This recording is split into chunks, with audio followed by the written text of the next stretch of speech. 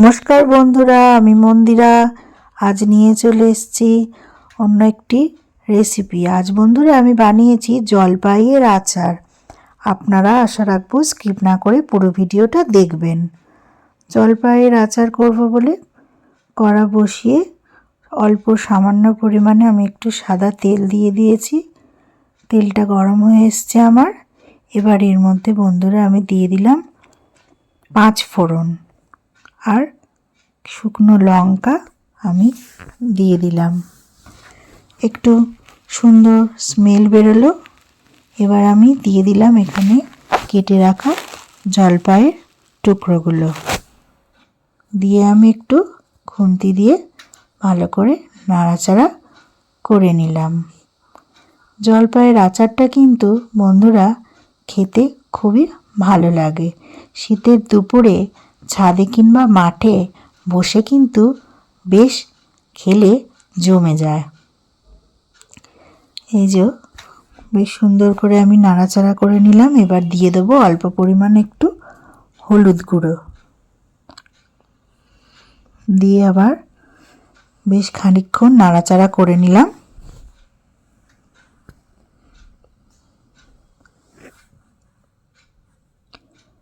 আর এর মধ্যে আমি একটু অল্প পরিমাণে আদাও কিন্তু অ্যাড করব।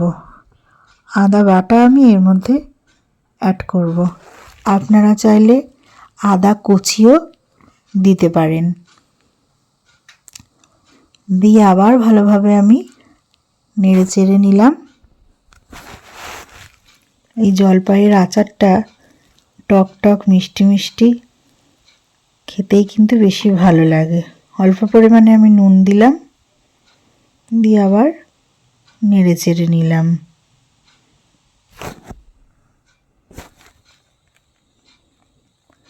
নাড়াচাড়া আমার হয়ে গেল। আমি এটা গুড় দিয়ে করব। আমি এখানে নিয়ে নিয়েছি খেজুরের গুড় বন্ধুরা। 1 বাটি আমি খেজুরের গুড় নিয়ে নিয়েছি। আপনারা পরিমাণ বুঝে গুড়টা দেবেন। জলপাই কতটা দিচ্ছেন সেই হিসাবে কিন্তু যে যেমন টক ভালোবাসেন সেই হিসাবেই কিন্তু মিষ্টিটা আপনারা দিতে পারেন। এই যে দেখুন গুড়টা বেশ ভালোভাবে গলে গেছে। আর অল্প পরিমাণে আমি একটু জলও এর মধ্যে অ্যাড করে দিলাম। দিয়ে একটু ভালো করে খুন্তি দিয়ে নেড়ে চেড়ে নিলাম। দেখুন দেখতে কিন্তু খুব ভালো লাগছে এখনই। এই যে একটু ফুটে এসছে। এবার আমি এর মধ্যে একটা ঢাকা চাপা দিয়ে দেবো জলপাইটা সেদ্ধ হওয়ার জন্য। এই যে ঢাকনাটা খুলে দিলাম। সেদ্ধ হয়েছে কিনা আমি একটু দেখে নেব। আমি তেজপাতাটা না দিতে ভুলে গেছিলাম, তাই তেজপাতাটা পরে দিয়ে দিয়েছি। সেটা আর আপনাদের দেখানো হয়নি বন্ধুরা। ফোড়নের সময় না তেজপাতাটা আপনারা একেবারে দিয়ে দেবেন। খুব ভালোভাবে কিন্তু এটা ফুটে এসছে দেখুন। আর একটা আঠা আঠা ভাবও কিন্তু চলে এসছে।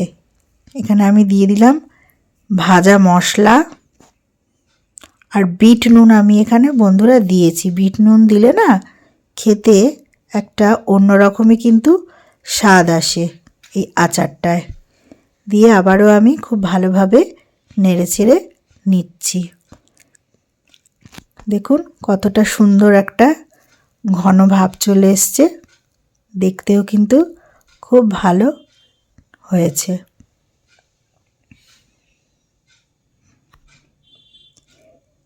এবার আমি এর মধ্যে দিয়ে দেবো 1 চামচ ভিনিগার দিয়ে দিলাম আমি। দিয়ে আবারও একটু খানিকক্ষণ খুন্তি দিয়ে নেড়ে চেড়ে নিলাম। তো বন্ধুরা আজকের আমার জলপাইয়ের আচার কেমন লাগলো? যদি ভালো লেগে থাকে তাহলে অবশ্যই লাইক কমেন্ট শেয়ার করতে কিন্তু ভুলবেন না। আর নতুন বন্ধুরা আমার চ্যানেলটাকে সাবস্ক্রাইব করে দেবেন। আর ভিডিও দেখার জন্য আপনাদের জানাই অসংখ্য ধন্যবাদ ও ভালোবাসা।